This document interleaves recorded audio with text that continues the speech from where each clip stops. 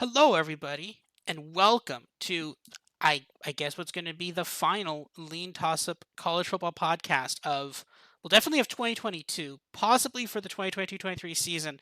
But don't worry, we'll be back eventually next year. But yeah, this might be it for us because we just have a couple more bowls to recap. I am joined, as always, by my co-host at Buck Metrics. How are you doing today on this day that is post Christmas and just before New Year's? It's kind of bridge week as it was. I'm doing great. I'm happy to be here. I'm enjoying just game day after day of like multiple games, which kind of impedes my work, but I'm happy to have a little distraction from work and enjoy some bowl games that have picked up a little bit since the last episode, I think we can say, right? Yes, they have. They have definitely picked up a bit. And to be fair, I will say that like I didn't make the connection at the time, but like early on, it was a lot of like G5 teams against each other, and I think earlier today with who was yeah, Duke versus UCF. That UCF. was yeah, Yeah. that was the last G5 team in a bowl game. With the exception of Tulane against USC, but that's it though. That's Wow. every other bowl game now is Power 5 versus Power Okay. 5. So, Cool. I No, there's one more. There's and it snuck it in there. I don't remember the name of the bowl, but yeah, and it's okay. just like kind of incidental bowl. It really sticks out when it's the first game we're Oh, gonna do yeah, here. that's true. Okay, so fine, those two, but there it's two G5, it's two non G5 Power Fives against each other. But I think Yeah. that is something to note too, right? Because my model was definitely struggling. I think yours was too to some extent. But the second we hit Power Five versus Power Five, just like snap. I can't snap because I have a band on my finger, paper cut. But yeah, snap, right? It immediately goes back, and the model starts doing a lot better, right? So I think. I think that's something to note that, especially on my model, and I'm going to look at this in the off season maybe need some adjustments for the tiers between the conferences. Because again, there's not a ton of interconference games through the year. There's a couple, obviously, but Mhm. I think maybe that needs bowl season is really when you start smashing them together, and then obviously there's all kinds of stuff. There's opt outs. There's opt outs. There's like transfers, all just kind of craziness. So I think it's kind of good to maybe look at that leverage and maybe look at kind of the tiers between the conferences going forward. But yeah, I mean, now that we've started hitting Power Five versus Power Five, um, yeah, model's been doing pretty well the last couple days. So yeah, so I think so. Just a quick kind of note here. So obviously we're going to talk about the New Year's Eve bowls, New Year's Eve six. I just kind of wanted to give us quickly here a sense of kind of what we lost here. So obviously, the college football playoff has expanded to 12 teams starting in 2024. So that means we only have one more year of the four-team college football playoff. So I mean, we'll talk about the New Year's Six games, but the New Year's Six games this year could have been it would have been Kansas State at Tennessee, Tulane at TCU, USC at Alabama. That would have been a really good game, and then Penn State at Ohio State. And then Georgia would have had a bye. They would have played Kansas State at Tennessee. Utah would have played Tulane at TCU. Michigan would have played the winner of Bama USC at Bama. That would have been another amazing game. That just meat grinder for lower bracket there, second right bracket, I guess. And then Clemson would have played the winner of Penn State at Ohio State, which would have been Ohio State. So it would have been Clemson versus Ohio State again for like the third time in I think 4 years. But again, those would have been some amazing games, and I would have loved to see a Tulane versus TCU game. Tulane could have won that game. Kansas State at Tennessee, that one's a little bit boring. But if Hendon Hooker had been good for that, then that would have been a great game too, right? So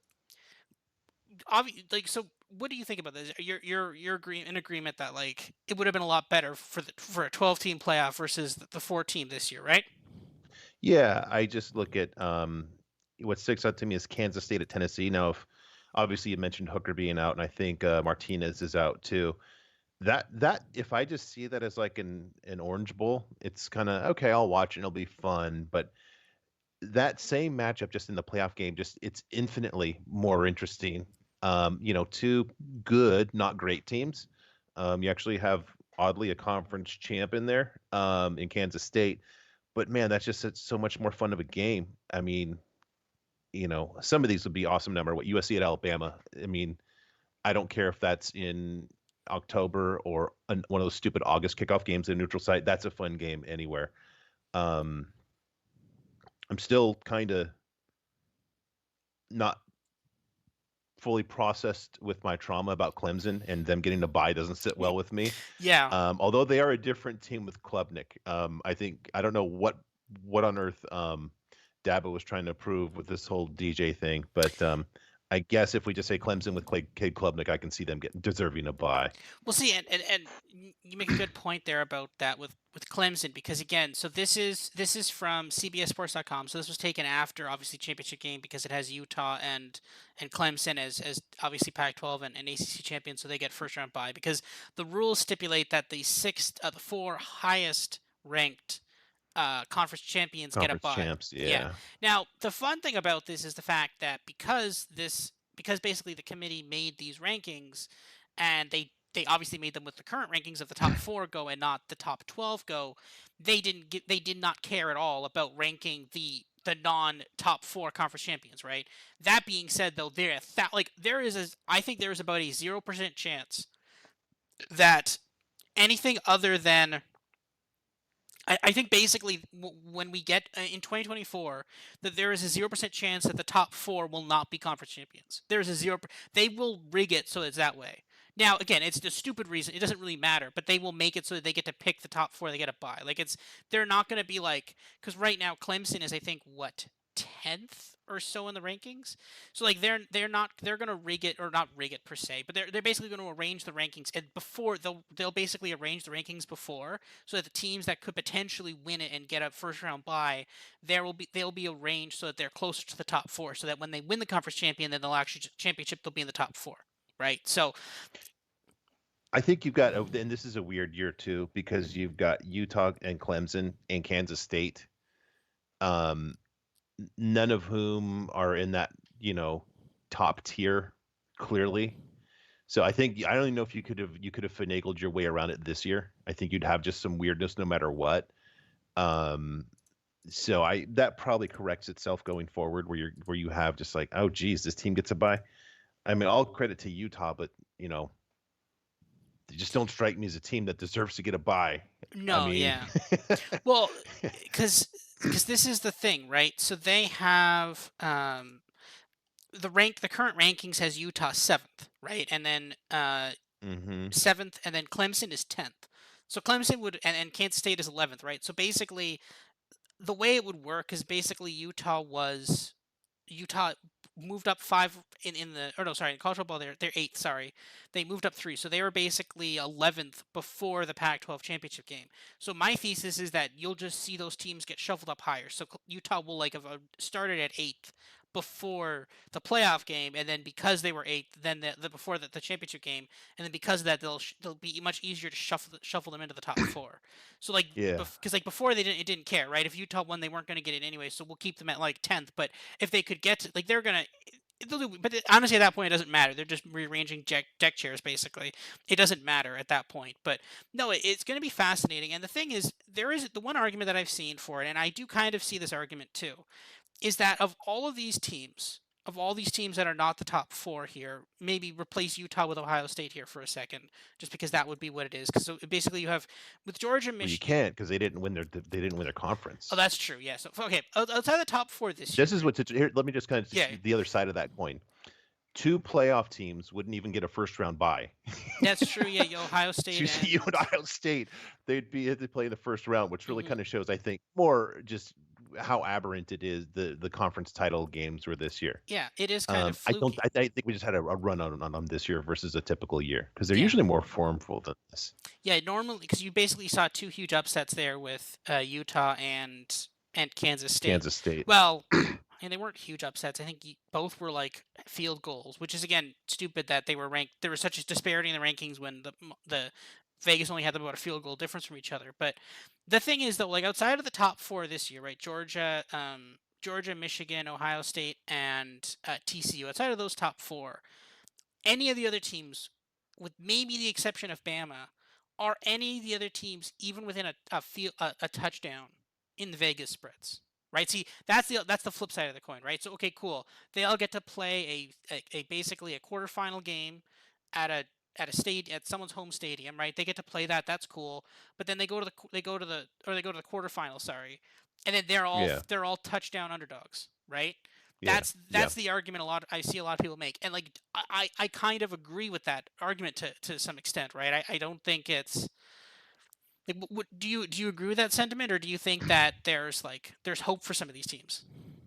I think there's what's interesting. I hate to keep on picking on them, although they kind of deserve it because their coach is an interesting guy. I'll say. Um, I think if we just change the brackets a little bit, I would say if USC at Bama, if the winner of that game played Clemson, um, I don't know if Clemson's even a field goal favorite against either of them. USC has some serious problems on defense, but you know, I would like their chances to kind of go the whole game without more than one or two punts against Clemson. And Clemson's got a decent but not a shutdown defense. That's a good point, right? So, but again, that's the thing, right? So you because of that, I mean, Clemson isn't even in the playoff this year, but because of the way it's currently set up, USC and Alabama they don't even get that chance, right? And Michigan, of Yeah, course, they've lost Blake Corum, obviously unfortunate, but like they could potentially lose a game against USC or Alabama, like they could. That's a possibility.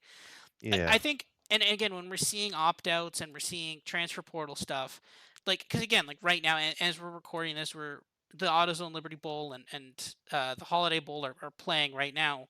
Like, what is the point for a lot? Like, I mean, we're fortunate actually that Bo Nix is even playing in this game. If Bo Nix was going to the NFL, he wouldn't be playing in this game. If Drake May was going to the NFL, he wouldn't be playing in this game either. Same as KJ hmm Jefferson or Jalen Daniels, right? These guys would not hesitate to not play in because these are meaningless bowl games. It's not like they win any like if they win this game, they get a trophy, cool, but like they don't get monetary compensation. I think the coolest thing ever was I think last year for the PlayStation Fiesta Bowl, everybody got PS5s, but that was just to play in the game. That wasn't even to win the game. It's not like the winning team yeah, got PS5s and the losing team got PS4s. Everybody just got a PS5. So like there's a lot of debate as to whether or not this is like I don't see a lot of purpose for the bowls, and like there's been a lot of reasons for like people have always just said like oh they'll play the bowls, and they kind of have, but we're getting to a point now where when you win gets if you don't get injured and basically if you stay healthy through the season, you can get so much more money in the NFL. Why risk it for a meaningless game that doesn't has no yeah, bearing on anything, right? So yep. I think you need to give these top teams a chance, right? And I mean, again, I hate to defend Clemson here, really hate to say this, but like, is it really fair for Clemson that lost two games? Like, basically, they lose one game, or they basically lose a second game, and then that's it, they're done. Their season is completely meaningless because they lost one game, right? I mean, obviously, we've been mean to Clemson all year for very good reason, 100%. This is not retracting things on Clemson. And again, I'm probably betting against Clemson. We'll talk about that later in the episode, but I'm probably bet against them too. But at the same time, though, like say they had DJ right, and say midway through the season they changed and they put Cade Klubnik in there, and say he was amazing, he was lighting up the stuff, right? Those first two losses on DJ, is that fair to just completely eliminate them from a meaningful postseason just because of that? Right? Like they should have a Yeah. chance to prove themselves, and right now they don't have that. Like they were never even close to being in the college football playoff, but because they won the ACC, now they're going in, right? So I think we need the college football needs this, and it's sad it's not going to be next year. Apparently, they couldn't unbook hotel rooms for a year from now. They can only unbook hotel rooms for 2 years from now. But yeah, well, I'm going to be excited when this happens in 2024. Yeah, one last note on that. I don't know about I would kind of look at this in a different way not in terms of the matchups that we could see, but I would think more, and because I'm a USC guy, that's more my lens. Um, I think back to the 2002 team that started out, I think like 2-2, and then Carson Palmer goes on to win the Heisman, and they just boat raced Iowa in the Orange Bowl. And yet a similar situation with the 2016 team. I think they started 1-3, and Sam Darnold just went undefeated the rest of the way, capped by that crazy Rose Bowl win against Penn State. I think the expansion it's the real benefit is to have that kind of team that can get in. It's like, man, this team, they just, they were done in September, but nobody wants to play them right now. And you always had that lament about, oh boy, it would be really cool, but you knew it couldn't happen under the 4-team format. They had the BCS in 2002, but very different, where you can have that team, and I don't know if we've kind of seen that team this year or the last couple years. But I think that's the one thing that's going to be the real benefit, that people haven't really talked about. Yeah, the BCS, well known for its benevolence to teams that lose games. Um, but no, that's the thing, and no, that's a good point. And again, we don't really have one this year. I mean, we have no idea what'll happen next year, but it's gonna be nice. And watch, we'll have one next year as like the final like fu to the CFP. Would be like there was this one team that like watch that'll happen next year, but we'll see. So no, I agree. I think this could be really interesting, and it's a needed shakeup for sports. And I think while we're dealing with this now, and we'll be dealing with this in a couple of years from now, these bowls are really going to have to like have a deep kind of soul searching after this, because Yeah, like if you're not like, again, like right now obviously we talk about what the 12 team playoff would be. Right now Kansas and Arkansas is playing, or Oregon and North Carolina are playing. Why are those teams playing it? Like, what benefit do these guys have playing this this random game, right? Like, there's no benefit to it, and why are people even watching this game if it's not a quarterfinal game, right?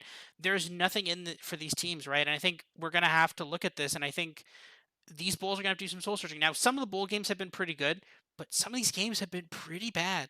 Like I've yeah, seen, there's been a lot of kind of blowouts here, and again, you're seeing a lot of teams who like, because people are opting out, they're transferring to other schools because the transfer portal opened up basically after the season ended. So a lot of these games are like, oh, like, and again, we'll talk about this soon. There's like third string quarterbacks going up against like fourth string like just crazy stuff's happening in these games. It's low quality, and there's going to be a lot of questions very soon of like, why are we even doing this? What's the point in these bowl games if we're seeing like third tier quarterbacks going because like their first two quarterbacks went to enter the transfer portal for some reason? So yeah. Well, I heard a really good theory about that too, and it's something that I haven't heard too many people bring up. I think it's worth discussing for really quick here. The early signing day, you've got basically a lot of people are doing bowl prep and game planning and installing game plans and all that stuff, basically on top of signing day, the early signing day. And that wasn't really a thing 2 or 3 years ago. So I think a lot of these early bowls are kind of suffering because of that too, where, before when you just had signing day only in February, you didn't have there's just too many things going on. You're trying to prep for a bowl and like get everything wrapped up for signing day. Too so much going on. so then is the solution get rid of the early signing day then? I think you have to. It's just, yeah, But is there a it doesn't reason? make any sense. There has to be a reason why it exists though. Like, 'cause it never existed before, but there's probably some regulation or something where it has to exist for Well, like early enrollment. the coaches pushed for it. Oh, okay. Now, I can see that you can still have it for early enrollees, because you kind of need that to know who's going to play for you if they're going to be in school. But I think they just need to minimize it to that and just say, okay, this is only for early enrollees. Not the Basically, if you're transfer going to enroll in portal. January. Well, or just, yeah, if you're going to enroll or, you're going to start classes in the summer, nope, you have to do the later signing date. This is only for people that are actually going to enroll Yeah. in January. Makes sense. So yeah, back on to the bowl game. So I think we'll cover all the remaining bowl games here. I think you said you have a special announcement.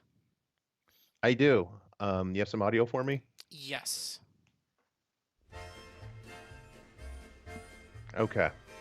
So I'm going to list some names here, and I think you'll appreciate this. So Steve Spurrier, Danny Werfel, Tim Tebow, Kyle Trask, and you as a Florida guy I just, want to congratulate you on just the steal of the entire transfer portal of getting Graham Mertz.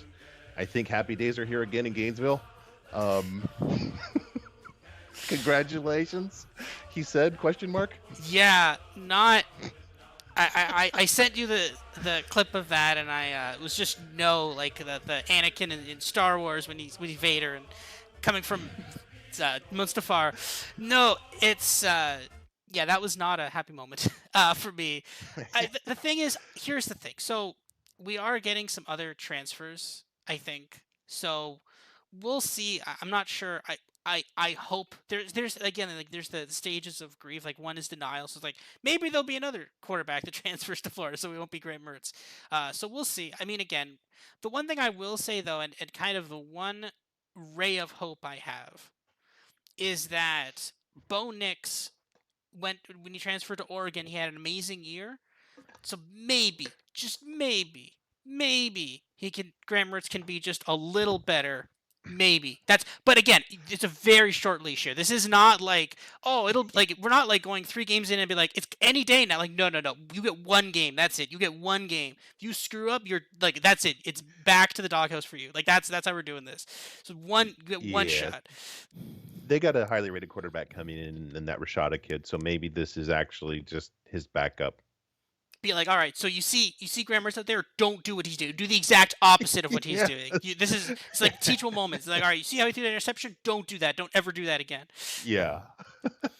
It was funny because the Wisconsin game last night, the Wisconsin quarterback Chase Wolf, he like threw like they're basically on like I think it was like first and goal or second or maybe like they're on like the 15-yard line. Maybe it wasn't goal, but like they were definitely in the red zone.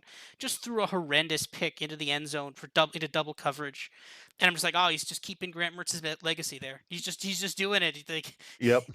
you have to throw horrible picks if you're the Wisconsin quarterback. Now I Just don't. following what he saw in practice, right? Yeah. So, but then again, then Wisconsin just realized that they should just decide to just run the ball and just become Army, which worked very well for them. So that's Yep. I'm actually like weirdly kind of positive on this Wisconsin team next year. Obviously, we're not talking about next year yet, but with Luke Finkel and the fact that they were just like we're just going to run the ball and we're going to basically beg Oklahoma State to stop us, and Oklahoma State did not stop them.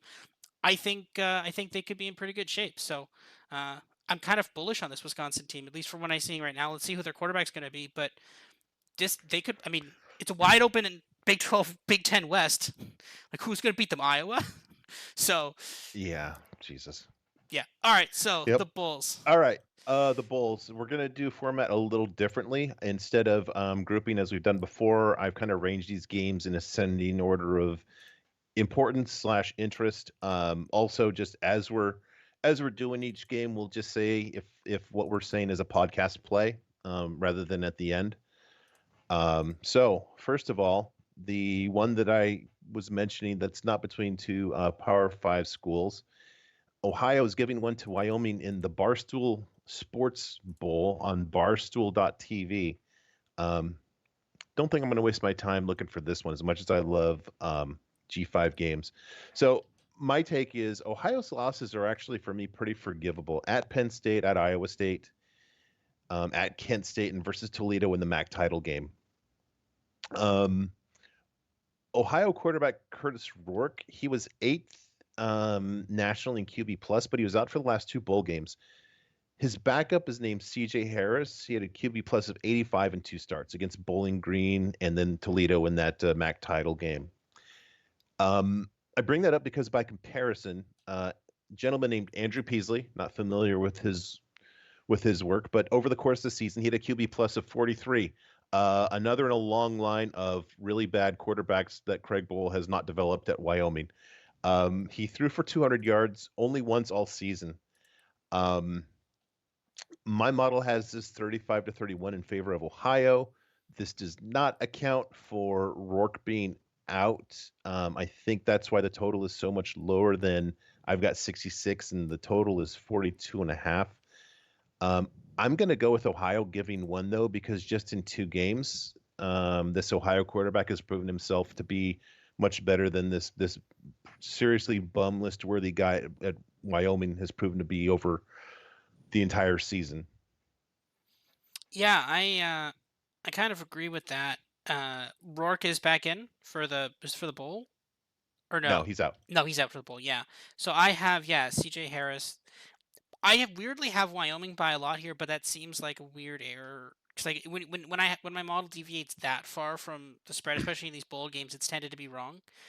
So I'm going for Ohio here. I kind of think that the MAC has done like weirdly well in these bowl Yeah. games. Like completely unexpected. I mean, again, shout out to Toledo not giving us the cover there against Liberty. They're like, oh, we're just gonna not. I think like they're just like, oh, we're done scoring, and then they just they win by 3 instead of the 4 that we needed. But yeah, it like. After that game, I knew we were going to be okay because I'm like, okay, clearly Toledo was the right side in that game against Liberty. They just stopped scoring, and but that was the thing. So no, like the MAC might be better than my model kind of thought. So yeah, I might go with Ohio here. Like Ohio's been randomly good, but also like just the Ohio, like the MAC's been really hard to pin down. So like I take Ohio, but I'm not in love with that. I'm like, maybe you get a small play on Ohio. Like I'm not, we're not going all in on Yeah. Ohio here. This is not a massive play here. We're just gonna make a little small play on Ohio. I think is the right one. This game is when is this game even? This game is on. This game is at 4:30. Yeah, 4:30 on Friday. Wow, good slot there. Really, Well, it's not even on TV, so it might be on for Canadian viewers. It might be on TSN. Who knows? Weird things show up on TSN sometimes. But actually, can we even watch this in Canada then? Would well, it's Barstool it's on Barstool.tv. is that illegal It's in not a real Canada? TV channel. No, it's just like you go to a website. There's weird content restrictions on stuff in Canada. You'd be surprised. So maybe Really? Canadians can't watch this. Yeah, like we can't get like. There's a lot of Come on, Americans.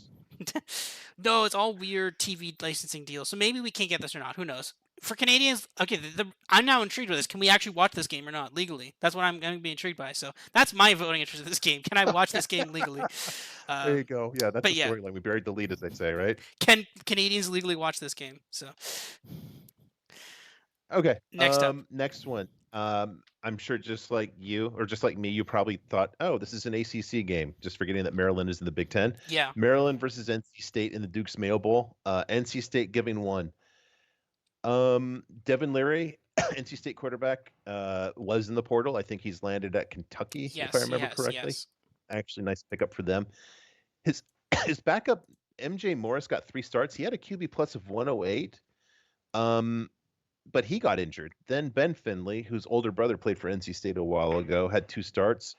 He had a QB plus of 74, which isn't surprising for a third string quarterback. I can't find any information on Morris and his injury status. So question mark there. It looks like Taulia was going to play for Maryland. So I'm pretty good with their side of this holding up. My model has this 27-18, which is right in line with the total of 46. But not in line with the spread. No, not in line with the spread. The weak squad of this matchup is the NC State offense. They're a minus 6.6.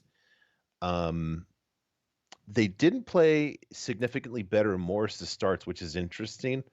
So maybe even if Morris is back, it's not going to make that much difference. The defenses that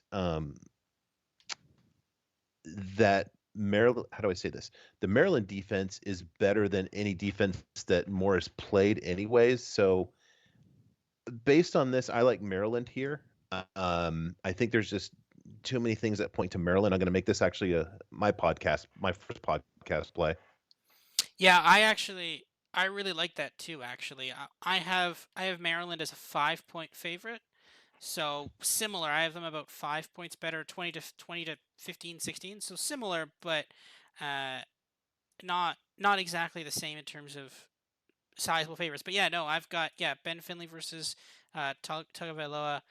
So yeah, I've got that. But yeah, it's weird. It's kind of weird that we both really really like Maryland here. I feel like there's something we don't know. Fun fact: Devin Leary. Uh, yeah, he was apparently courted by Florida, but then chose Kentucky. So great, good. Very happy about that. But He was scared to compete with Graham Mertz. Is that what I'm? apparently, yeah, apparently, yeah. So, yeah. So we'll have to see. Yeah, I'm on Maryland here. Let's see what Maryland can do here. So yeah, I'm on. Yeah. All right. All Next right. up. Another ACC team, Pitt playing UCLA in the Sun Bowl. Um, I've got this pretty much even. I've got this. My model has this 29-29, which we know can't happen, but at the end of 60 minutes, I guess that's where we think it's going to go with a couple of 2-point conversions. A little bit above the total of 53.5. Keaton Slovis is in and out of the portal. I think he's landed at BYU. I had him at 62nd in QB plus this year. Predictably, as I said before the season, the new offensive coordinator at Pitt stunk. because he had a crappy resume and he was willing to play offensive coordinator for Pat Narduzzi, which is a huge bad sign. Pitt was actually the top-rated team in their division in the ACC, yet they finished tied for second because they lost for Georgia Tech right after Jeff Collins was fired, because that's the kind of thing that Pat Narduzzi does. Pat Narduzzi has prepared for this bowl by passing along rumors on radio interviews about Drake May getting offered millions of dollars to go to other schools. So, way to focus there, Pat. Can't say I'm surprised. Just very much in line and on brand with everything that Pat Narduzzi does. On the other side of the ball, UCLA, their offense I have is 10th in all of FBS. I have them as the top rushing offense in all of FBS. Their quarterback, Dorian Thompson Robinson, I have number 25 in QB plus. UCLA's defense is about as bad as USC's, but the thing is, their issues are on pass defense. Their rush defense is okay, so I let UCLA give them the 5.5 here. Yeah, yeah, it's really interesting in terms of that. I have this as so I actually do have Keaton Slovis in this game playing for Pitt. I have it 34-34. So, which is another impossible score. So, or no, maybe you can't. You can get. It's easier to get to 34-34 than 29-29. I will say that. Yeah. But not like that much easier though. So, um, yeah, it's such like the thing of it is that like the model is very clearly saying Pitt, but at the same time, like I can't. I can't. Like I Yeah. can't do like no. I can't do Pitt plus five and like no way. Because like we just like again, they like you've got Narduzzi just randomly complaining about Drake May for some reason. They lost their starter. Like I can't take this team seriously. I can't take this Pitt team seriously. And I think Dorian Thompson Robinson going to the NFL? I think he is, or retiring Yeah, or something. Yeah, yeah, so but he's definitely playing in this game though. yeah, so then this is his go away game. So yeah, like give me like I'll take UCLA. Like I'm not playing UCLA like Pitt. I'm definitely not. So I guess maybe the decision is UCLA. Maybe I'll play a couple props here. But like I'm not trusting. I am not trusting Pitt in this game at all. Like Yeah, they'll yeah. blow them I out. I think Pitt finds a way to screw up on offense versus the vulnerability of UCLA's defense more Mm-hmm. than UCLA finds a way to screw up. I mean, Chip Kelly hasn't had a great run at UCLA. The best characterization I've heard of it is, if you get into a video game and you first get it and you don't really care how many lives you lose, or your guy dies, you're just trying to figure out the game. Um, and Chip Kelly kind of did that for his first 3 years at UCLA. It's almost like he wasn't even trying. So now he's kind of gotten things. They've been a very different team from 2020 forward. So him kind of getting a lesser rebirth versus Pat Narduzzi, who's always going to find a way to do stupid things. Um, might just come down to that. And I'm a little scarred from um, our guy Brady Hoke finding a way to go Brady Hoke and lose a game where he held Middle Tennessee to negative 61 yards rushing. So I've had it with backing stupid coaches in the bowl season already. Mm-hmm. Yeah. All right. Next up. All right, next up, Music City Bowl, Iowa. Iowa giving 2.5 to Kentucky. This is just a gem. I don't know if it's just there's no need to overthink this. My model has this Iowa 18, Kentucky 14, which is right in line with the total 31.5. Um, you know, Iowa's basically a more extreme version of Kentucky. They are worse on offense. I have them as a minus 5.9 versus a minus 2.7 for Kentucky, and they're better on defense, plus 10.8 versus a plus 4.2 for Kentucky. The really just awesome aspect of this is Will Levis is opting out to go to the NFL. His backup, Kea Sharon, has one start with a QB plus of 62. On the other side, Iowa, this is great. Spencer Petras and Alex Padilla are both in the transfer portal. Um, I don't even. There's nothing that I can find in terms of what to expect from the third quarterback there. Um, Unthinkable as it might be, I might be taking the under 31.5 here. I think that's the only angle there is here. Where where on earth do they think they could possibly transfer to? Like Like Petrus was a Oh. senior. We're like are they just D2? Like what? Well, Shador Sanders left Jackson State, so maybe one of them can go there. That's Yeah. such an that that's such an insane thing to say, but like that's probably right. Like Yeah. wow, just insane. I can't even believe that I I don't like when you enter the transfer portal, it takes like stones. You're like, yeah, someone's gonna want me, but like, Yep. okay, maybe someone's vastly overestimated their market here with some of these ones, and I think this one too. Will Levis obviously opting out for the NFL, that makes sense, of course. Like I just like my model likes Iowa here too, but that my model likes Iowa. That's with Will Levis, which again is not the greatest. When you're looking at Will Levis and you're looking at the NFL draft, and your model says, yeah, Iowa would beat him. It's not great. I'm not like, man, that's definitely a good prospect when I had him as an underdog to Iowa. But like at the same time, like, do we trust Iowa to win a game? Like, are we actually trusting Yeah. Iowa here? Like, I can't trust either side. I can just trust both sides to just just sit on the football. we're just That's get why I think if there's any angle here, I think it's just the under. this. So did these two teams played in a bowl last year? Did they not Did they? play in this bowl specifically? I don't know. Because they played last year in a bowl. I remember that. Boy, how could we forget that, huh? Yeah. Because I remember that game last year, and I was like, 1 second. It was a close ending according to this headline. It It was was a in the Citrus Bowl. Citrus Bowl. Okay. Oh yeah, because Iowa won the West, so they Mm-hmm. got a good. Yeah. Oh, so then they didn't. Okay. Well, whatever. Then they played in a bowl game, and then they played against each other. Yeah, like what is it? It's 31 and a half. What is it now? What is it live? 30. It's 31. It's not like a huge. It's such a low total though. Like you get worried with a total. Like I mean, literally the for the NFL, there were some games being played in like blizzard conditions where the total was higher. Like Yeah. Yeah.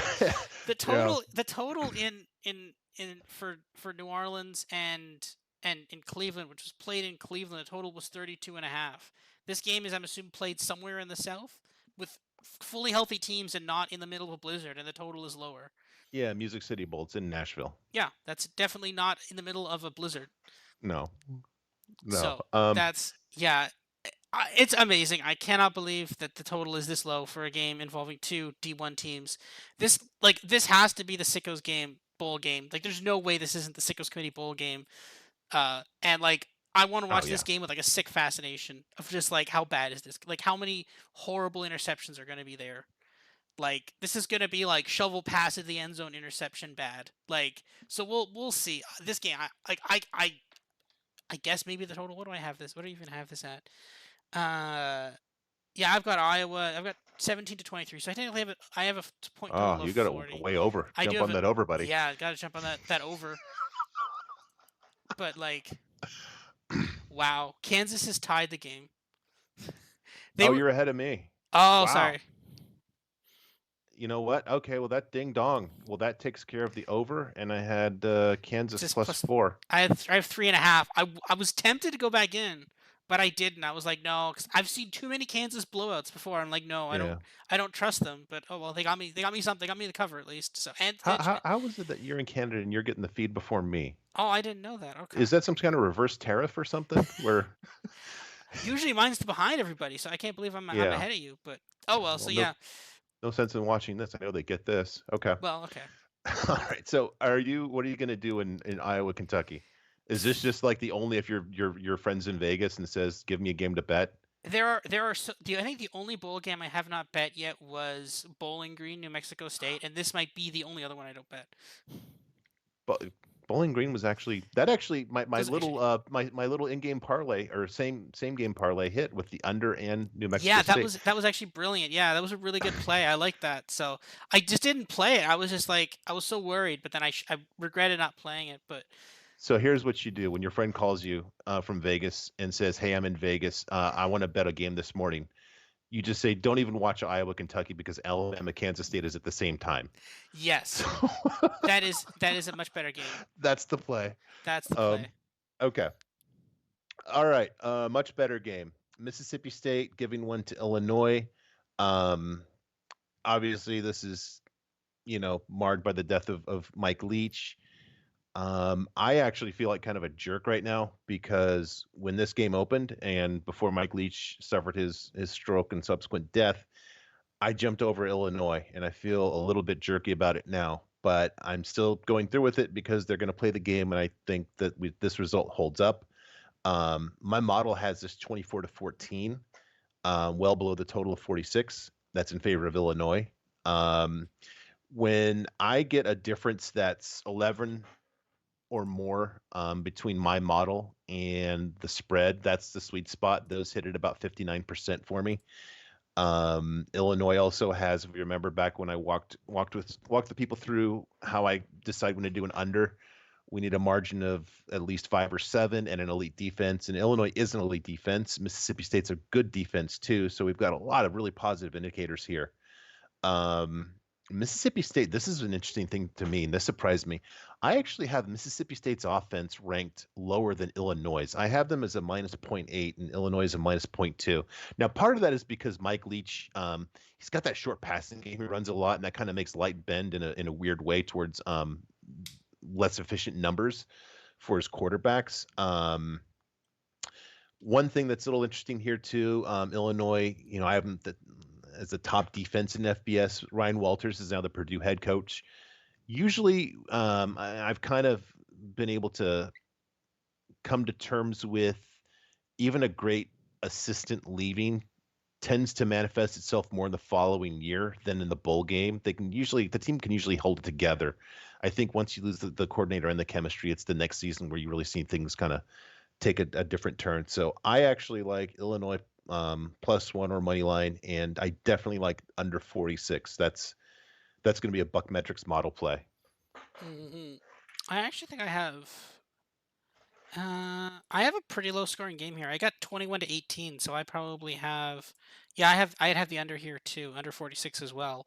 But I You have do have. Illinois favored? No, I have Mississippi State by a field goal.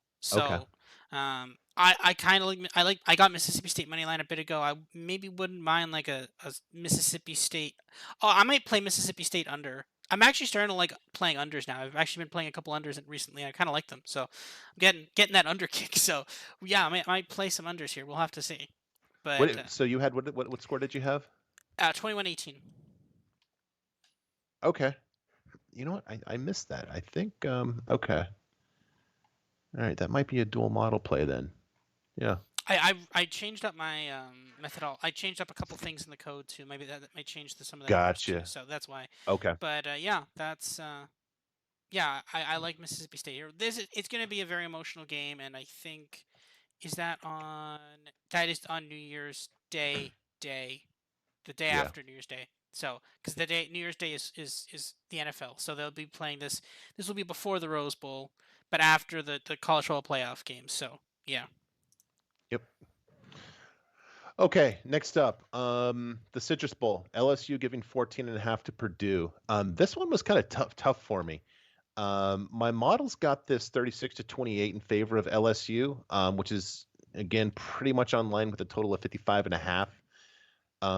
The line opened 5.5, Hmm. and now it's 14.5. And I think Aiden O'Connell's going to play in this game, right? I haven't seen any different. Is that just because of Jeff Brom going to Louisville? I guess or did they just come up with a bad line? I don't know. Yeah, I'm not sure either. I guess O'Connell would play, and I guess who's the was it Jalen Daniels for or no? Yeah, Yeah, Jalen Daniels. Yeah, Jaden Daniels is for Jaden. Kansas. I keep confusing them obviously because they have like the same name. But yeah, no, my model likes LSU here. It's weird. Purdue again just really struggled down the stretch, and LSU man like they lost to Georgia and they didn't cover the spread against Georgia, but man, they looked a lot better against Georgia. I think people thought they were going to look against Georgia though. They came awful close to covering that game, and again, had Jalen Daniels not been knocked out of the game, I think that game might have been like a touchdown game. Honestly, Like Yeah. that game would have been a lot closer because I think Jalen Daniels went down like in the first too. Like it was really early in the game he went down. I think that game could have been like like even like LSU, and we're gonna talk about Georgia obviously later, but LSU's backup quarterback carved up Georgia's defense. That's concerning. That is a very concerning thing. And then now you're like, oh, okay, now they're gonna get to play Purdue, who does not have the best defense in college football. What are they gonna do? Yeah. And it's not might not be the stat line might not be for the faint of heart there and for this game. So we'll uh we'll see. Yeah, you're kind of leading me to where I'm landing this game. I don't like giving 14 and a half, even though LSU's a better team, but that's just way more than what my model says to do. I don't like Purdue without Brom. There's just a lot of question marks here. You kind of went to the other half of this. LSU, that was by far Georgia's worst defensive performance this season. And as you mentioned, just the guy who had kind of led the LSU ascent wasn't even the game for a lot of that. Um, that was 19 points per game worse for Georgia than any other game they had this season. So let's just put that to okay. LSU offense check or a plus, or whatever you want to call it. LSU, they ended the season with two really bad defensive performances against Georgia. I can forgive, but still, it was bad. But A&M, they actually were pretty bad in that game too. So I'm thinking that maybe the play here is over 55 and a half.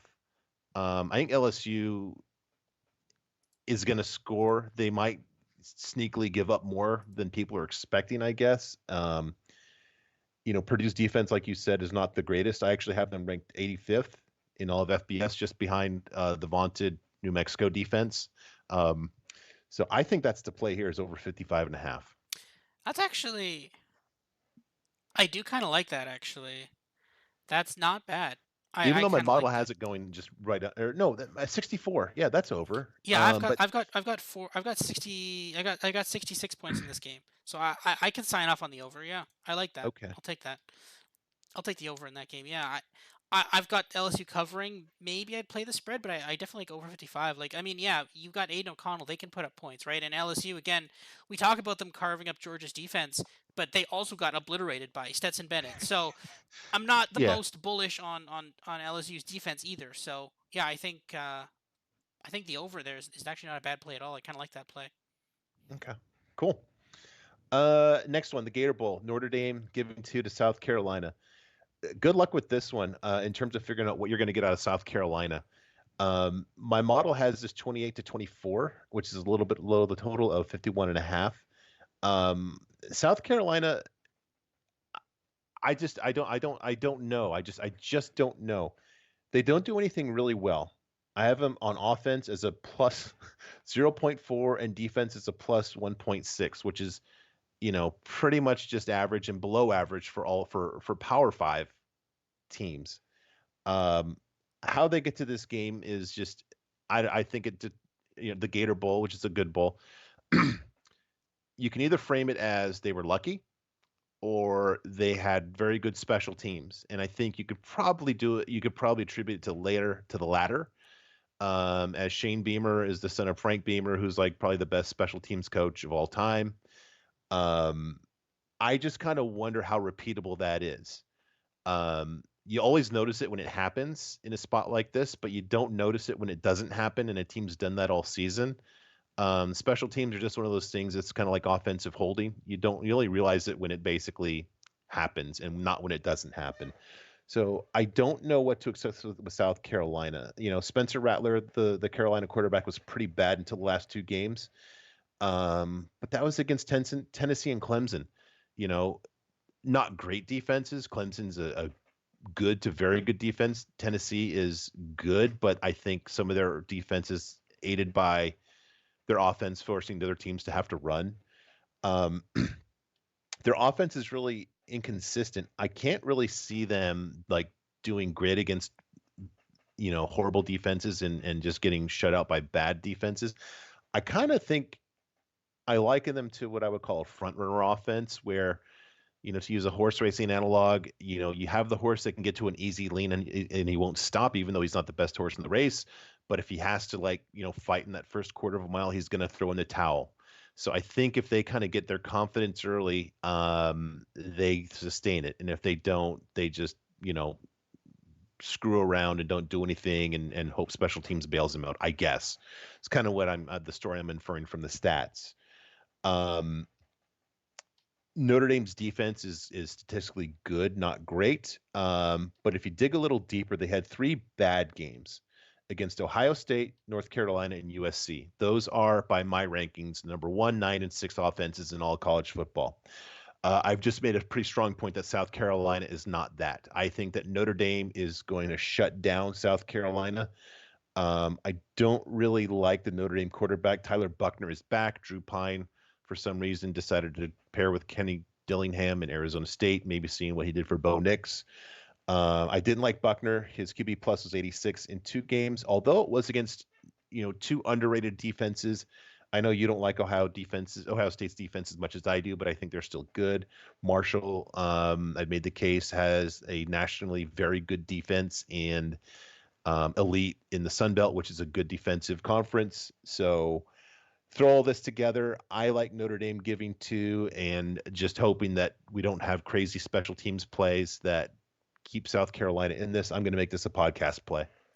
Interesting. I'm gonna go against that actually. I'm on South Carolina on this one. Wow. I got in a bit ago, so I'm not. I got in at 3.5, so I feel more comfortable with that.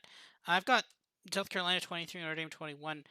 I can't Wait, get say that score again. Sorry. 23 23, 20? 23, 21. Yeah, for Yeah, South you're way under Carolina. the total here. Okay. Yeah, I might look at that as well. I mean, Notre Dame's defense is good, but like their offense is really bad. And again, Yeah. South Carolina's given up a lot of points all year, but that's against SEC offenses. Like I don't think we're saying Notre Dame's a comparably SEC offense, right? That's the thing. So I do like South Carolina. Like this team is definitely seems to have come into their own. I mean, to get to this bowl game again, obviously they did not follow the path of least resistance to get to this bowl game, right? They're like, all right, well we can still qualify for a bowl, but we just have to beat the team that was like number 1. And Yeah. like another team that was top 5 for some reason, like we just have to beat those 2 teams, and then we can get to a Yeah. bowl. And then That somehow we never they, beat, by the way. yeah, and somehow we win. We pull it out the win, right? So yeah, like not the most easiest path. Like they're like, no, we could beat teams like Arkansas. Like, no, we're just gonna beat teams like Tennessee and Clemson instead. So no, I kind of think that this is. I'd much rather be on South Carolina than on Notre Dame here. I think Clemson's the play. I'm not 100%. Not Clemson. Same state, wrong. Same state, but no, South Carolina. I'm on South Carolina. I think. Let's see what Well, Spencer Rattler can do. I would like Clemson against both these teams, to be That fair. that is true. I would like Clemson against both these teams too. You know what's interesting? I'm going to look this up. Do you have team totals available? If you don't, I can probably grab this real quick. I I can might, I can grab that. Yeah, one sec. because I don't know if I want to take the under here, because I can't trust South Carolina's defense. But Notre Dame 26, South Carolina 23. 26 yeah. and a half, 23 and a half. Oh, I've got 24.5 too. Maybe I'm just going to do a little bit of an under here on South Carolina team total. I just, like I said, 3 bad performances against Ohio State, North Carolina, and USC, and otherwise they've been dominant. There might be kind of a culture shock, although it's not like South Carolina has faced horrible defenses, but yeah, I'm gonna do that. Let me just make this bet here really quick. I talked myself into it. All right, we're arm wrestling on. When is this game? Is this on Friday, I January think. 1st? Friday. Okay, we're arm wrestling on that day. Opposite sides. I'll be Okay. watching this game because I have nothing else to do on Friday. So this is gonna be right after Maryland beats NC State. So so we're gonna do Maryland and then go right to South Carolina, Notre Dame, and then probably Clemson. Because I don't think I'll Yep. be able to get. I'm 50-50 on whether I'm gonna be able to watch Wyoming, Ohio on TV. So we'll see. But I if, don't think you're gonna seek it out. I don't think so Fair. either. I don't think I'm able to Yeah. find that. Okay. Next, Cotton Bowl. USC giving 2 to Tulane. I've got this Tulane 34-33, which is a little bit over the total of 62. It's no secret to anybody, in the last 7 games, USC's defense has been really bad. 6 of those, the only one where they weren't horrible was against Colorado. No real, mystery or secret there. Tulane's offense on the other side of the ball in the last 5 games is 12 expected points per game better than their first 8 of the season. So they've really found themselves, in the last couple months of the season. Their defense had only one bad game against UCF, surprisingly, and I think that was before they fired Jeff Scott. They had one average game the first time they played UCF, and then they had otherwise 11 dominant games. Although the American was not a really good conference, especially on the offensive side of the ball. I think American was better on the defensive side of the ball. You look at who was on the top there, UCF, Tulane, Cincinnati, all better on the defense side of the ball. On the one hand, I kind of think, well, they've got a good defense, but on the other hand, they do have a good defense, obviously. But balancing that is, after USC beat Notre Dame, our buddy Dylan made a comment to me about nobody stopping the USC offense. He didn't even care who they were playing. Now, Caleb Williams got hurt against Utah, so they stopped him, but he's supposedly playing. He's supposedly close to 100%. He had a hamstring injury, and I think that would have naturally have healed by now. It's been about a month, right? So Yeah. By the kick of this, it will be about a month. So I don't really have anything that's really a huge variance to my model, but I think you throw in just how bad USC's defense has been and how unstoppable USC's offense figures to be, even though Addison is out. They've proven that they were actually really good without him when he was out for about a month there. I'm not going to play it, but if my buddy in Vegas called me and said, "What do I do?" I would tell him to parlay Tulane money line to over 62. yeah, I could see the overhitting here as well. I think I might actually play like props. I'd love a good Caleb Williams over 2.5 passing touchdowns. Mm, That's always a good that fun could one. hit by halftime. Yeah, it usually does. To be honest with you, usually me watching USC games is Caleb Williams gets 2 touchdown passes by the half, and then is literally just waiting until like midway through the third when he finally gets the third one. I'm like, all right, cool, I'm good now. I've made my money on this game. So yeah, I might play that. The over, I could definitely see that. I don't like USC's defense is that bad, but is Tulane's offense that good? Like that's a question, right? Yeah, they run the ball really well, and that's the one thing where they've really had problems lately. Mm-hmm. Is stopping the run. That's true. So I don't know if I trust this USC team -2, but that being said, like I don't love USC -2, but like I mean Tulane's good. Like USC is going to be disappointed because they thought they were going to and probably could have gone had they beaten Utah, they'd be going to the college football playoff right now. And Tulane is just really happy to be here. So like Tulane will be pretty motivated for this game. There's a good question as to whether or not USC will be or not, right?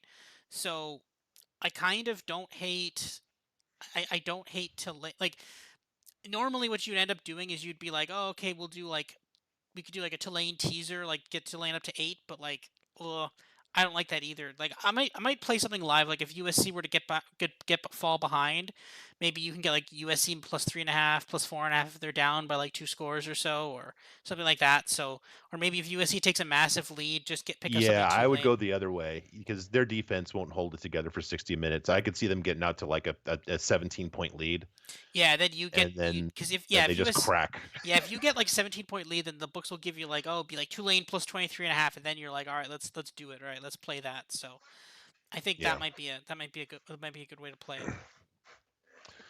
Okay. Um, Next one, the Orange Bowl. Um, this one's tough. Clemson's giving 5 to Tennessee. My model's got this Tennessee 39-26. A little bit above the total of 63.5. It doesn't have the full effect of Klubnik nor Milton, which really is tricky. Klubnik is a upgrade, obviously, from DJ, and Milton is a downgrade from Hooker. But when I look at your model, you also like Tennessee here. So I'm not going to try to read too much into this because there's such a big unknown here with with these two newish quarterbacks. My play, I would just kind of go against what my logic says. If I've got two models that say Tennessee plus 5.5, and just take Tennessee. Yeah, I take Tennessee too. This was 8-7 at one point, and I'm really sad I didn't jump on it then.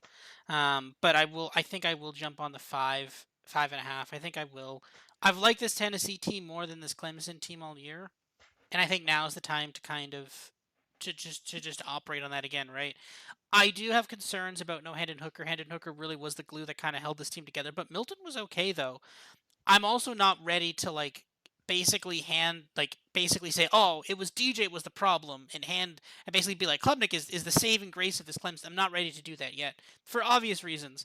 I don't think one game against a North Carolina team in which you completely shut them down defensively is the best indicator of that. So I'm kind of a little leery on basically saying, all right, it was all on DJ. So I'm a bit willing to give some deference to Tennessee. I do worry about this game though. I feel like we're gonna know that this game is probably not gonna be close. I think this game is gonna be decided like within 5 minutes. I think tennis someone's gonna jump to like a 14-point lead and this game's gonna be over and we're gonna be like, should have known. Should have known. Yep. Should have known.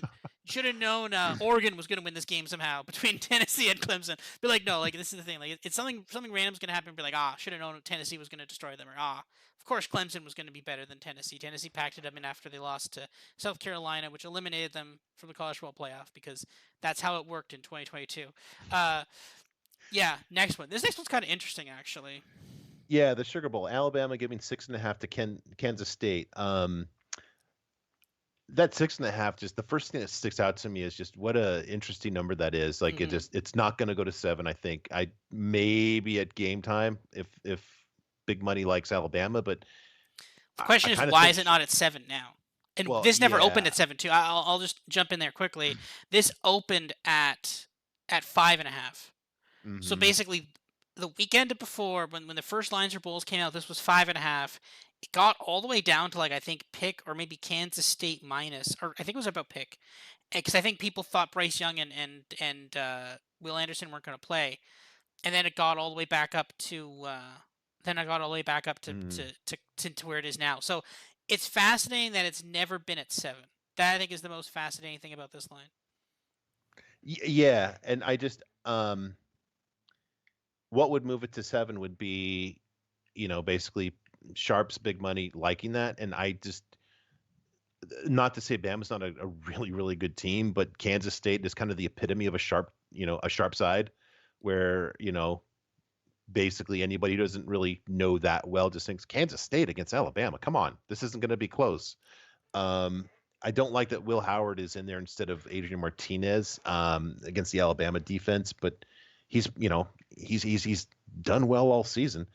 Um, these are two well balanced teams. Alabama, I've got as a plus 7.6 on offense and a plus 7.4 on defense. Kansas State a 7.4 and a 4.3.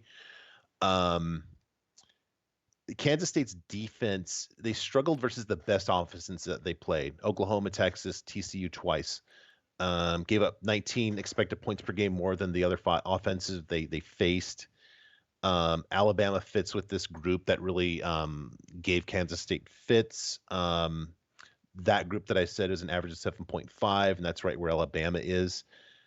Um, Alabama is kind of hard to read in terms of what makes them struggle on offense. Their worst 3 games on offense were against LSU, Mississippi State, and Ole Miss. The only thing, and this is really not apparent, especially when you think about Ole Miss, the only thing that really sticks out about them is all 3 of those are better than average SEC run defenses. And again, that just really surprises me when you think about Ole Miss and all their problems they had down the stretch on defense. Kansas State's run defense is worse than them, so that might be the key to the game here, where just Alabama gets a little physical and runs it. So I'm going to go Alabama minus 6.5 with very little conviction. The thing of it is, when I look at this online on my books, and because you look at these are the two non CFP games, college football playoff games, on on New Year's Eve, and they're both at noon. And the first thing I think is teaser Kentucky up to 8, Alabama down to point 0.5, because the theory being like, sure, Iowa can win, but there's no way they're going to win by more than a touchdown. That game Hmm. screams that's going to be an absolutely ugly, horrendous game. And my thing about this is, like, I worry about this game Kansas State Alabama is another one where it's going to be like this is not going to be a competitive game.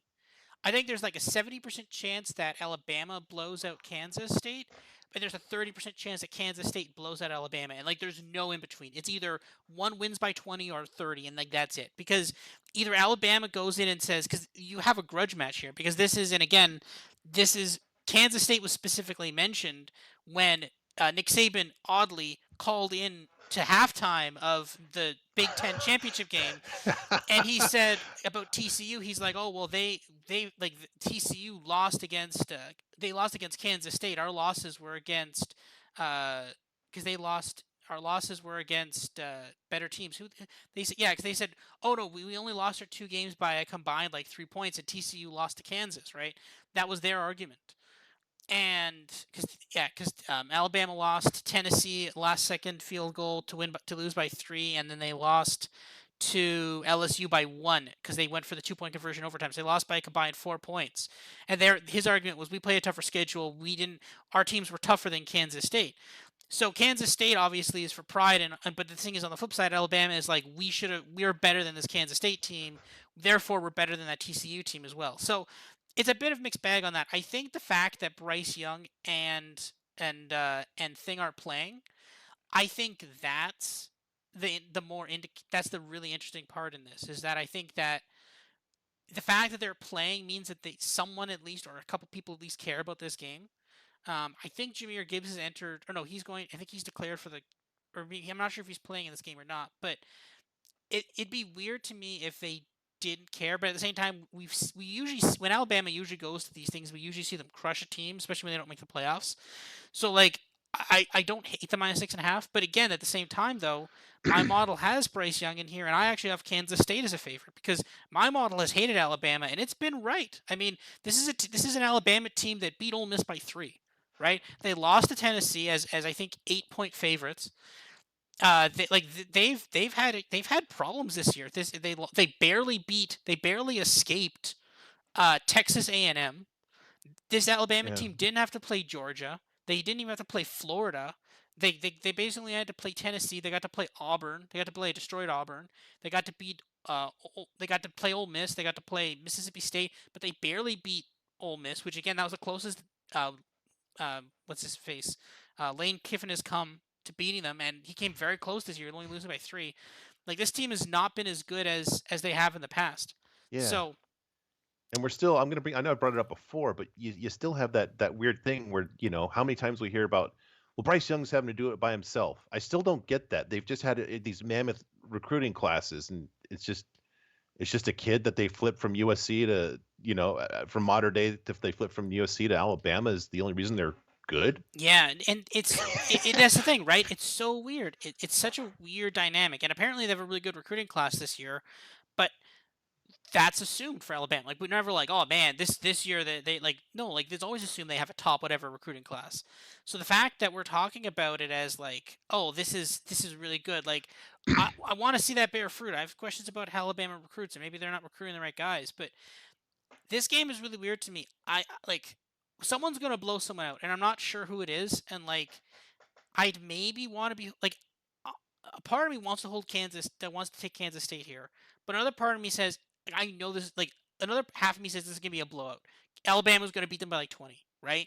So I honestly don't know which way to play this. That teaser sounds really smart, like right now as I'm describing it to you, like Bama down to point 0.5. But at the same time, like I could see that losing. Like I could see Kansas Hmm. State blowing them out, right? And then your teaser leg's just dead. It doesn't matter what happens in Iowa versus Kentucky, right? So it's such a weird game, and luckily enough, we can watch the other horrible game happening at the same time instead of this game.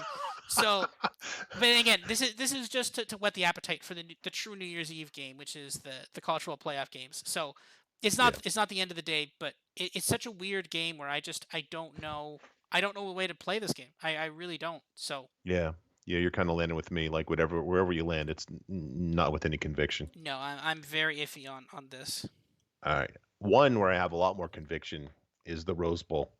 Utah giving 2.5 to Penn State. I've got a pretty clear position on this. Overall, I have Penn State as the eighth best team in all of FBS. Utah is 26th. My model has this Penn State 31-25, a little bit over the total of 52.5. Penn State defense has had only two bad games against, kind of like Notre Dame, against Ohio State, who has the number one offense in all of college football, and Michigan, who has number three in all of college football. One average game, and then nine dominant games. Utah's offense I have as number 34 overall. So, um, yeah, I think Penn State got a little overlooked this year just because they lost the two games they were expected to lose. And they have Sean Clifford, who gives really you no reason to watch them if you want to watch exciting football. Um, so I think that we're going to see Penn State really shut down Utah. The weakest squad, if we're looking at the offenses and the defenses of each team, the weakest squad on the field is going to be Utah. They're only a plus 2.2, 45th in FBS. Um, the Penn State offense has been like kind of serviceable and not really trying to do a lot because their quarterback is Sean Clifford. Um, they were, average in October, November, but they did face a few good defenses or really tough defenses rather than just good in Michigan, Minnesota, and Ohio State. I've got Penn State with a win probability of 64% here. So I grabbed them money line plus 130. It's now to 115. I think still whatever it is, that's the play. I like them here straight up. Yeah, when I when I plugged this in, I thought for sure I was going to be on Utah here. And to be fair, Utah was a dog, and I was tempted to pick Utah up as a dog early. But then my model like Penn State, I'm like, okay, I'll lay off that. And now Utah's got a ton of money on it. Now this game is not hit. This is not hit 3 yet, which is fascinating that this is not hit 3. Mm-hmm. And it's also fascinating that this game is weirdly sandwiched in at 5 o'clock. Well, this is the Rose Bowl game slot. It's 5 o'clock. And then this is immediately followed by Monday Night Football, which is between the Bills and the Bengals, which again, I am from basically beside Buffalo, so I'm obviously a Bills fan, so I'm gonna be watching that game. So this is actually a pretty cool slot for me. I'm gonna have a nice game to end the day off with too. So I kind of like. I can't believe I'm betting on Sean Clifford. I know that's my Like thought too. I'm So you like just kind of pretend he's not there. Okay, just like say he's like quarterback X. yeah, we're just betting on unknown quarterback. And like this is the thing, we're gonna get here and it's gonna be like, all right, yeah, we're betting on this, and then Sean Clifford's gonna run out, and you're like, damn it, why did I do this? And like, but like, I kind of think that if you have a defense, which Penn State definitely does, I think you can win this game, and Yeah, I think that's kind of what I mean. Obviously, Caleb Williams got hurt in the Pac-12 championship game, and that definitely hurt. And I think that because they don't have a strong enough defense, that's also what cost them. Um, but like I like Penn State, and I might even like an underplay in this game. I only got 44 points in this game, so like this is like 50 something. Like that seems like a lot yeah, of points for a Penn State team that's pretty good on defense. So I that's a might good call. take Penn State in the under parlay. That might not be bad, and like maybe Yeah, Penn State plus 2.5, and then maybe somebody likes a couple plays. I might. I can't believe I'm betting on Penn State, but I think Clifford's gone. Right? He's no one else would want him, right? Or maybe not. I don't know. Is he graduating or going to the NFL or? yeah. I think this was his COVID year. Yeah, I think he's gone. So this is it. This is our last ride with Sean Clifford. We've never bet on him. No, I did bet on him before. I bet on him against Ohio State. And he got me the backdoor cover there. So that's pretty cool. So all right, you get one shot. That's it. You get one last ride here. Let's go. Yeah. Oh, thanks. You just you took a little bit of the wind out of my sails with that. I feel less confident now. I just kind of pretend that he's not the guy. Okay. The two playoff games. First one, Yes. Michigan giving 7.5 to TCU at the Fiesta Bowl in lovely Phoenix, where I've spent many times. My model has this Michigan 38, TCU 19 or 29, so it's pretty much in line with both the total and the spread. I've got Michigan, the number 2 team overall in all of FBS, TCU number 9. I got Michigan better on both sides of the ball, and I have them better in both offense versus defense matchups as well. The Big Ten is better than the Big 12, especially the East, both at the top and overall. So, I think the spread's right. Um, I go back to that total of 38 to 29. Michigan is like, I don't, I think people will be surprised. Be surprised.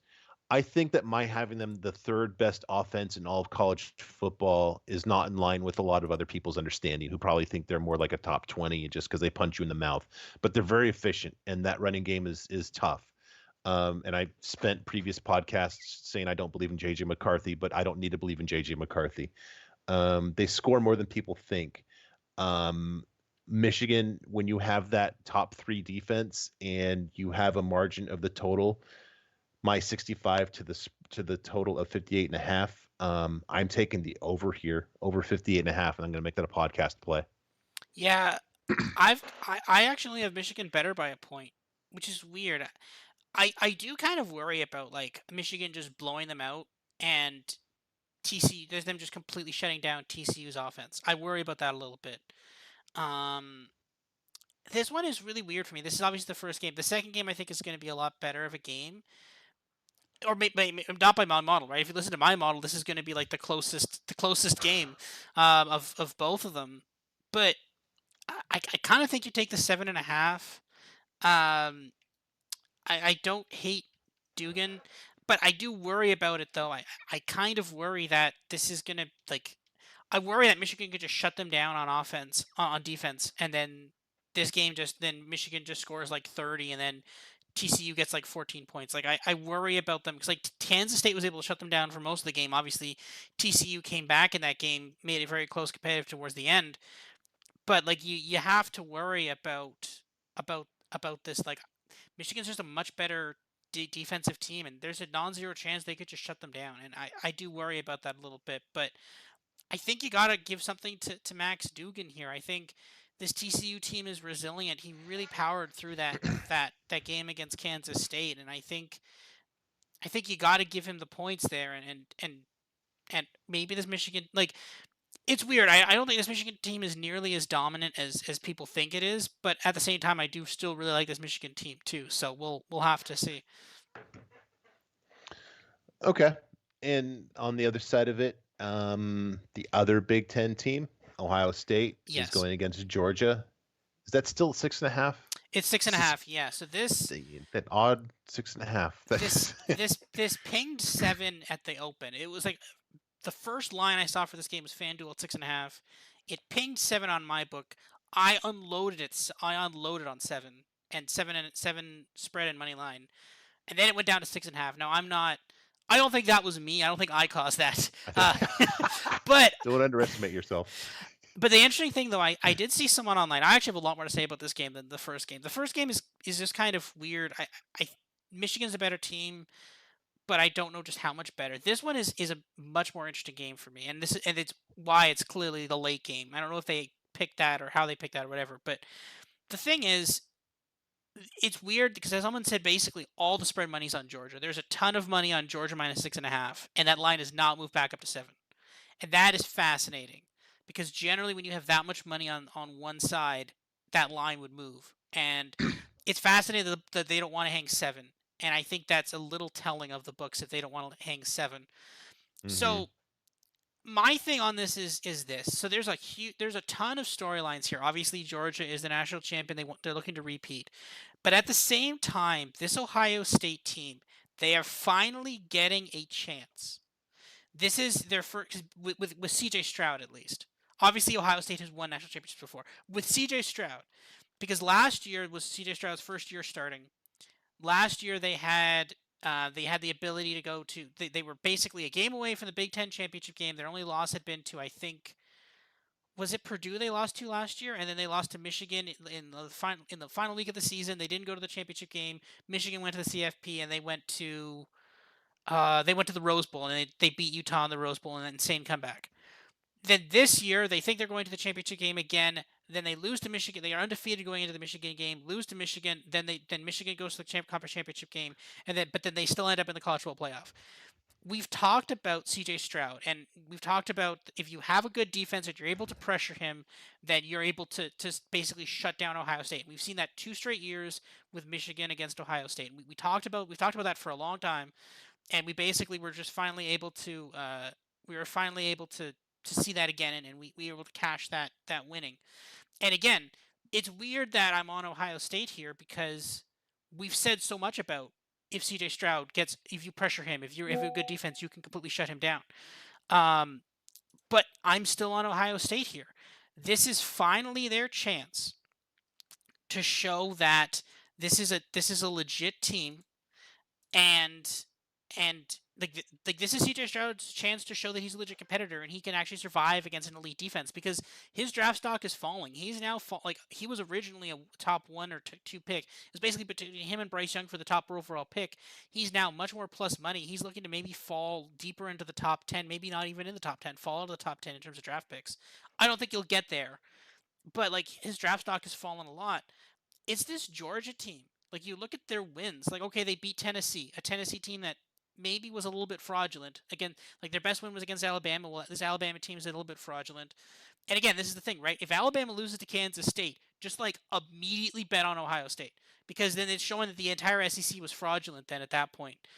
And this is the thing, because like okay, they beat a Tennessee team that may have been a little fraudulent, but they had close games against like Missouri. They had a close game against Missouri. They had a close game against, I believe, South Carolina.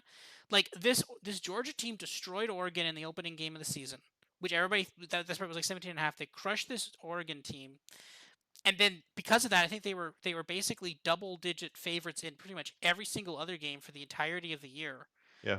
And I think a lot of them they didn't like. Some of them obviously they covered, but I think a lot of them they actually didn't cover.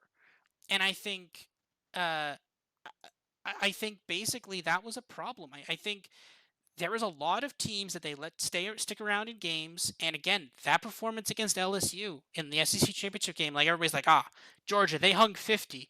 Well, good for them, but it doesn't matter. Like you hung 50 against, but like LSU put up 30 some odd points against you. Like this is supposed to be the best defense in college football, and you're like, yes, now they figure out offense. It's like, well, their backup quarterback hung how many passing like 3 passing touchdowns against you, and you're talking to me about this is how good we are. Like I have concerns about this Georgia team, and I don't think this Georgia team has been fully tested yet. Like, I think Ohio State can take them down. And again, if we could, like, it might be the fact that Ohio State and Michigan were the two best teams in college football this year. Hmm. I agree. The one thing I love about this spot too is my metrics have loved Ohio State. Obviously, their offense a lot more than their defense. I've mentioned a couple times I have them by far the best offense in the country this season. I love, and this probably comes from my background in horse races as much as anything. I love a horse that's good, that's coming off of a bad race. And I think that's what we have here in Ohio State. They looked really bad. They just ran into a better animal in Michigan that day.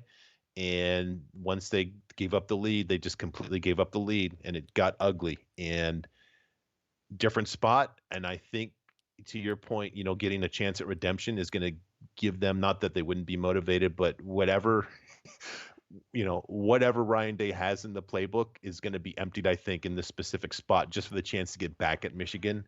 Um, so I like you, Ohio State in the 6.5. I jumped on that as soon as I saw it. I grabbed a little bit of a money line as well.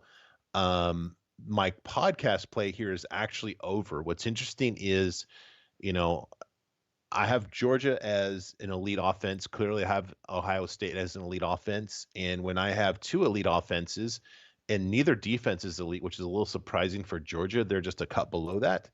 And I've got a projected total that's 12 over the line of 62. Um, I'm definitely playing that over. I actually got it at 60, so I got even a better deal. So that's my podcast play is Ohio State, Georgia going over 62.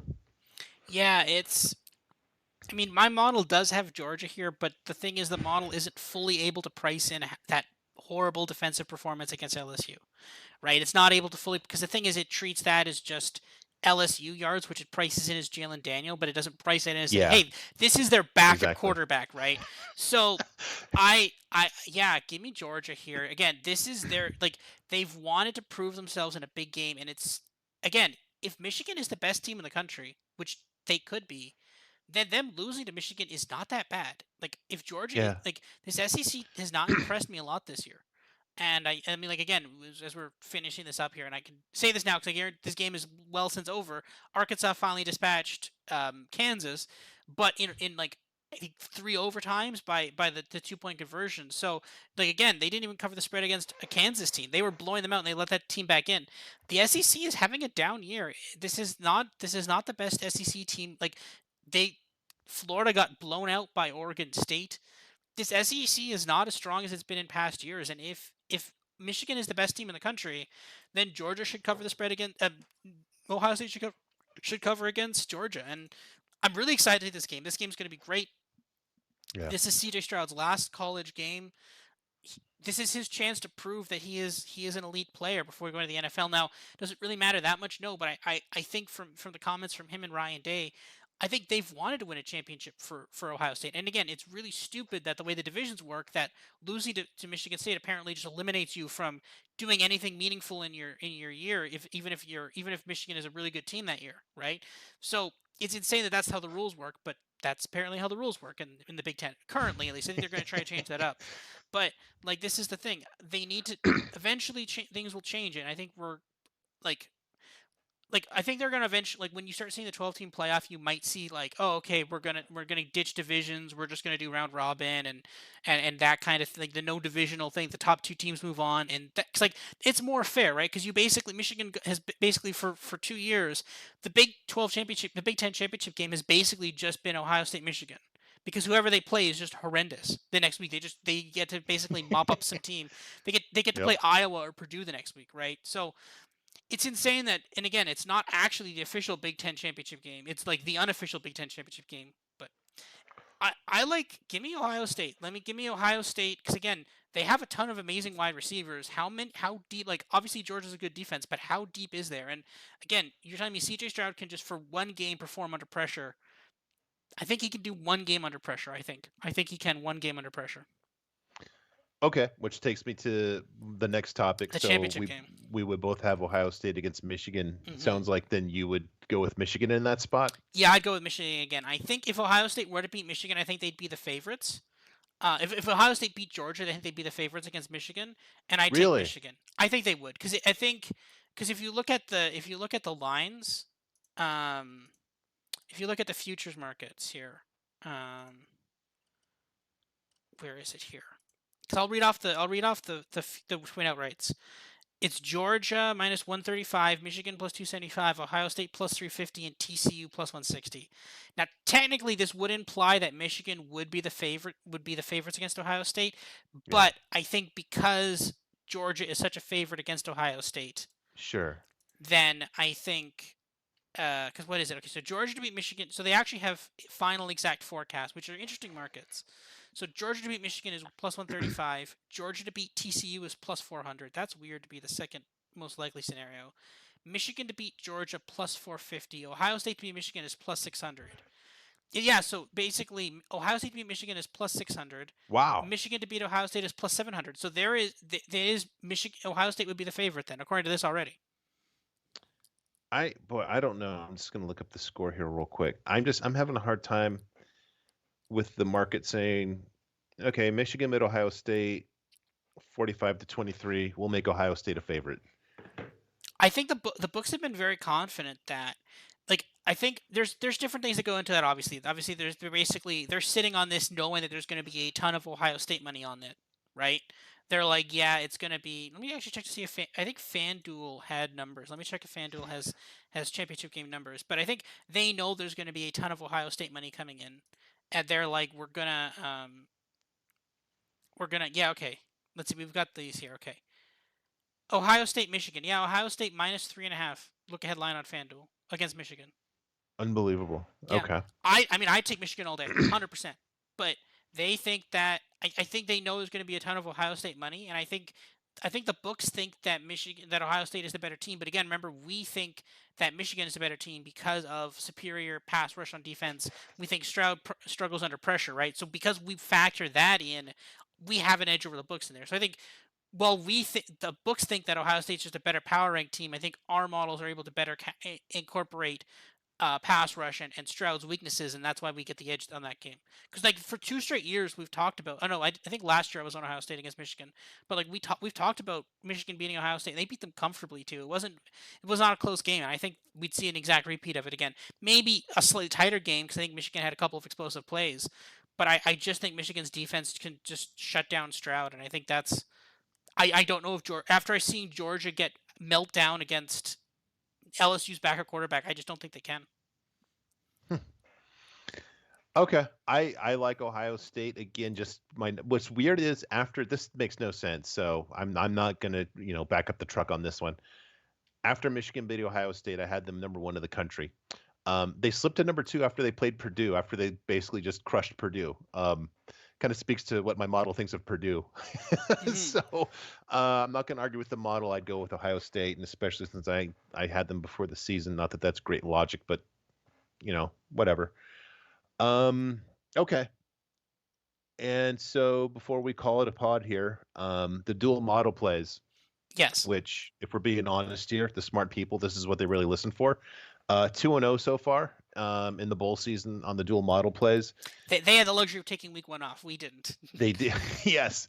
So Tennessee, as I mentioned, we both like Tennessee. We both have them a touchdown plus better, and they're getting 5.5 against Clemson. Um, TCU, Michigan, I've got the total here at 66. You've got it at 66 as well. The posted total is 58.5.